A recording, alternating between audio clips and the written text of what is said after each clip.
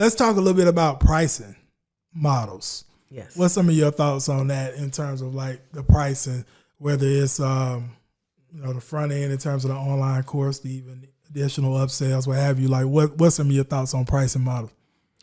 So pricing, usually with pricing, we tend to kind of assess, what the kind of base price is based on what other people are charging for similar programs.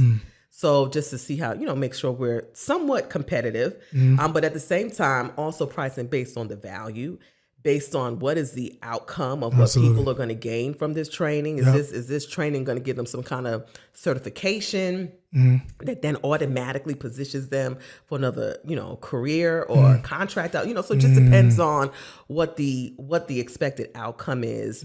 But then also looking at, what other people are maybe charging for similar types of programs. So, there's a tool called Eureka that is a great tool that actually you put in any kind of keyword of a course that you're trying to teach, and it will pull up every online course that's out there on that topic. It tells you how much money they made, how many students they had sign up for it, how many students went through the program. Big jam, bro. So that's a tool that we do use. So yes, that's a free nugget for you guys. Absolutely. But that's a tool that we use to kind of give us a gauge of what is a reasonable price outside of the value also of what the expected outcome is for your learners. Okay. Gotcha.